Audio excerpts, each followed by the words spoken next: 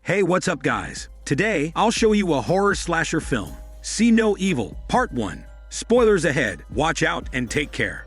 The film begins with clips of a poor boy being abused physically by someone yet to be revealed. The scene shifts to Officer Williams and his partner arriving at an abandoned house after a noise complaint made by the neighbors. Even meters away, the loud Hillsong blasts to them. The officers invade the home after hearing a woman's screams. Upon entering, they immediately notice the blood splatter on the walls. They follow the music lead to a room where they find a young woman hiding her face in her palms as she sobs. As Officer Williams curses upon seeing the young woman's face, a large figure with an axe attacks his partner, murdering him. The butcher then chops one of his hormone let-go hands off and is about to end his life, but the officer shoots him in the head using his another hormone let-go hand. Before losing his strength, Officer Williams calls for backup. As he does so, the scene reveals that the young woman from a while ago had her eyes ripped out. Moments later, the police and media come to the crime scene. Detectives find 7 more bodies in the house, all of which have had their eyes ripped out as well. Officer Williams is in critical condition because of the blood loss, while the young woman is also taken to the hospital for psychiatric evaluation and trauma care. 4 years later, Officer Williams and his partner take a group of delinquents, consisting of 4 young women and 4 young men. They soon arrive at the abandoned Blackwell Hotel, where they are welcomed by the owner, an old woman enough to be retired. The owner informs the group that the property was actually donated to them years ago. Instead of renovating it as a hotel, they decided to turn it into a shelter for the homeless with their help. Officer Williams steps in and instructs everyone to follow the owner's order for the next 3 days. These 3 days are equivalent to a month off their sentences. As the owner tours them, she also tells them that the hotel was named after its original owner, Mr. Blackwell, who built it as a playground for himself and his friends. There are rumors about hidden passageways and two-way mirrors everywhere, but a fire killed Mr. Blackwell, his wife, and others. The owner gives a few more ground rules before commanding them to start cleaning. The boy named Bully is in charge of cleaning a dirty lavatory. Bully breaks and takes one of the pipes to knock on the ceiling with falling sand grails. Meanwhile, Kay's best friend named Bestie crashes hope of leaving the place by explaining that the window she has found in one of the rooms will still lead inside the hotel. On the other hand, the genius called Richie Rich shows a blueprint of the hotel to Tyson and tells him that everything the owner said about the hidden passageways is true. So the two plan to break Blackwell's safe that was never recovered.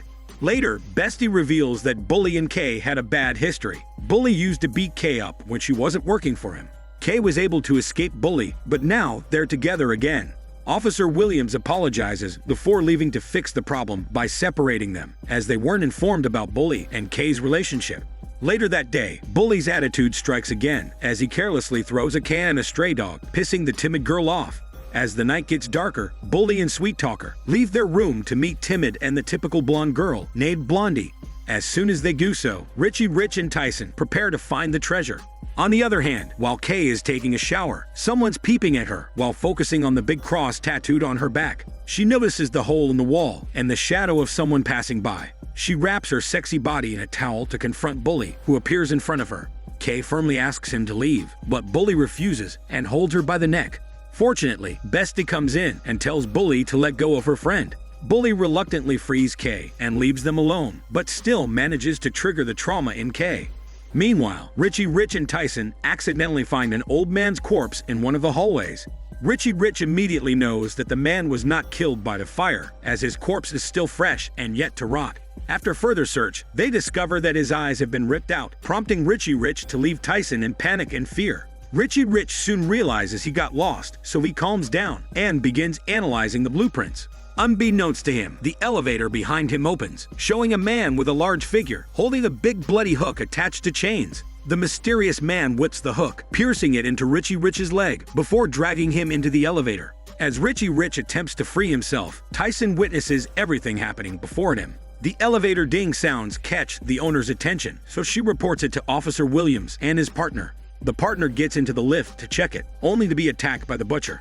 The butcher takes her by the neck and smashes her petite body onto the elevator ceiling, causing immediate unconsciousness. The butcher rips off her eyes with his bare hands and then puts them into a jar, possibly to make delicious pickles.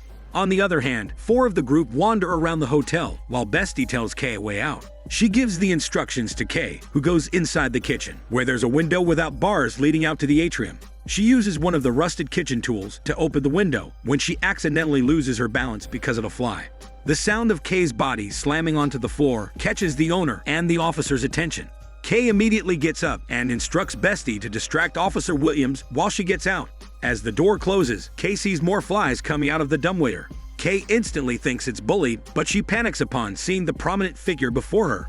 She turns around to leave when she accidentally slips, and the butcher takes this opportunity and swings his chain hook. Kay screams in pain as the hook pierces her shoulder, while the man drags her across the floor. The butcher forces her into the dumbwaiter. At this exact moment, Officer Williams witnesses the dumbwaiter closing. He immediately instructs them to ensure everyone is in their rooms, but Bestie informs them that the others are in the off-limits penthouses.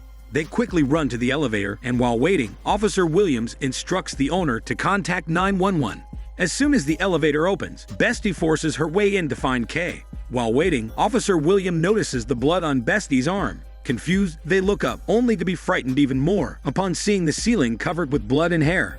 As they reach the 8th floor, they find a petrified Tyson pick locking one of the doors. Tyson informs them about what happened to Richie Rich. Officer Williams asks him to describe the butcher, whom he described as a mysterious big man with a hole at the back of his head.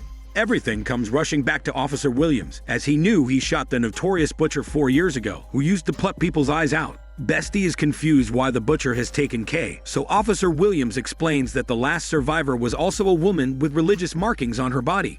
It turns out Kay has one big cross on her back. Realizing the danger, Officer Williams gives them his spare gun and instructs them to leave the hotel while he goes after Kay. However, Bestie doesn't want to leave Kay alone and argues with Officer Williams in the hallway. Suddenly, the butcher calls Officer Williams, who couldn't dodge the hook due to his shock. The butcher lifts him with his chain, and although he attempts to fight back with his gun, Officer Williams drops dead on the floor with his eyes plucked out. Bestie takes his gun and taser before leaving with Tyson.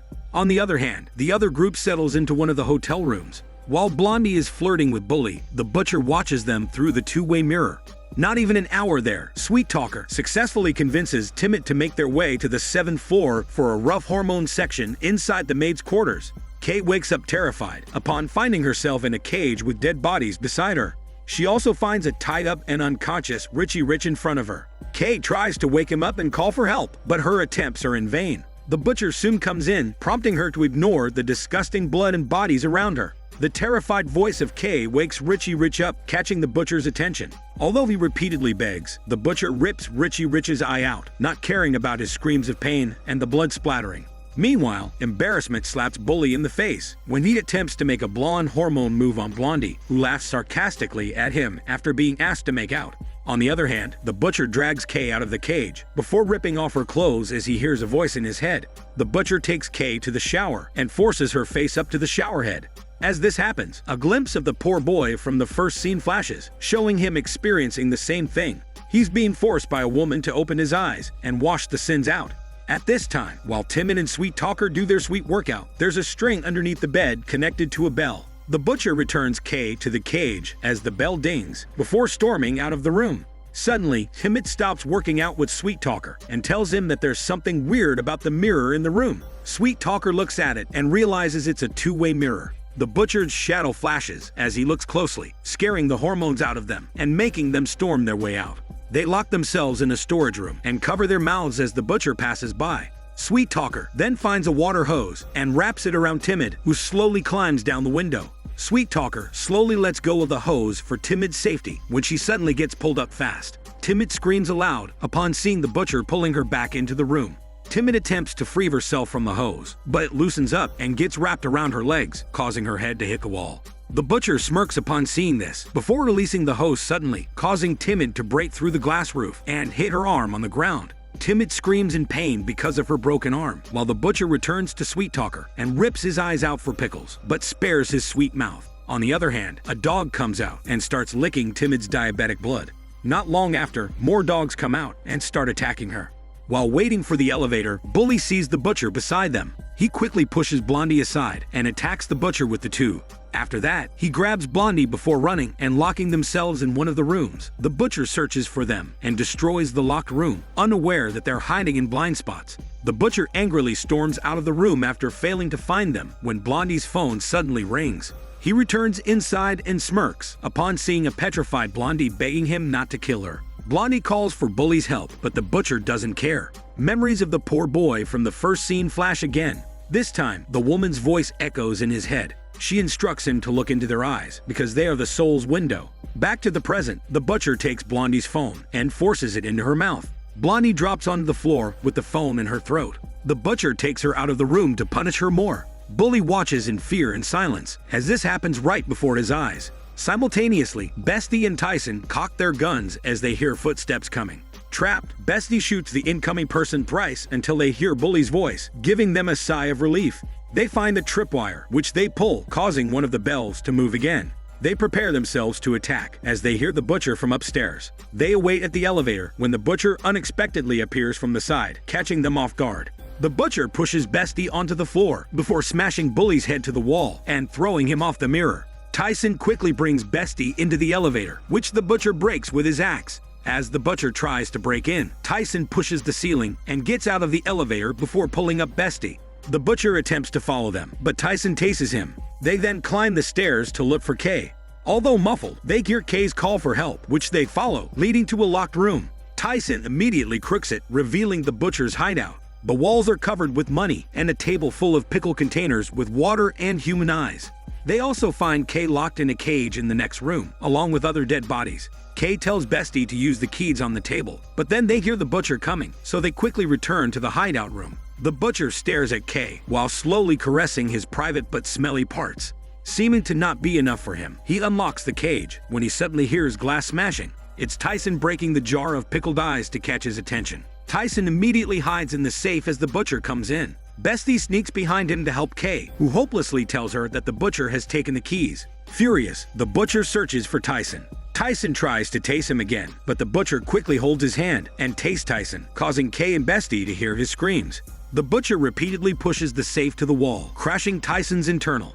Bestie quickly hides as the door opens, revealing the owner unsurprised by what she sees. Kay sighs in relief, but the butcher comes in seconds later, and what she hears next frightens her. The owner then asks the butcher why Kay is still alive, and the butcher suddenly seems like a child, getting scolded by his mom. Kay asks if she knows him, and the owner reveals that he is her son, Jacob. She then confesses she never needed their help, and it was actually Officer Williams that she wanted. Upon seeing a newspaper talking about Officer Williams, she knew she needed to get back at him for hurting her precious son. The owner believes that her son is the hand of God, and he has told him what to do. The owner influences her son to think that the tattoos are blasphemy and they are doing God's work. But for the first time in his life, Jacob disobeys his mother's order, prompting her to take matters into her own hands. She holds the gun to kill Kay, but Jacob immediately stops his mother. The flashbacks reveal that it's the owner doing all along. She traumatized and hypnotized her son to believe that troubled women like Kay are the devil's work. Upon realizing this, Jacob throws his mother to the wall, piercing her body and head with the large screws. After that, Jacob drags Kay out of the cage and the room. Bestie takes the dropped gun before searching for them until she hears a worship song. Although creeped out, Bestie follows the music, leading to a room where she finds Jacob caressing Kay's hair on his lap. Jacob seems to have completely lost his mind and doesn't notice Bestie. Kay tries to break free, but Jacob tightens his grip around her, so Bestie slowly walks toward him and pulls the trigger. However, there's no bullet anymore, and the sound triggers Jacob to return to a maniac, making him grip them by their necks. He pushes Kay to the ground and prepares to rip off Bestie's eyes. Fortunately, Bully appears and attacks him. The ladies immediately run upstairs and drag Bully into one of the rooms. However, Jacob hears the sound of dishes crashing. He barges into the room and looks down the broken window. He comes out and attacks Bully with the tube. Kay breaks the bathroom sink on his head, while Bestie pushes him over to the window with a wooden chair. However, Jacob is still alive, with his left hand pierced with the bars. Bestie then takes the tube from Bully and stabs Jacob in the head, causing him to finally fall. Jacob's heart is impaled with a shard of glass, appearing to kill him. The film ends with Bestie, Bully, and Kay walking out of the literal living hell of Mr. Blackwell's hotel. This is Daniel CC Movie Channel. Stay safe and enjoy your day.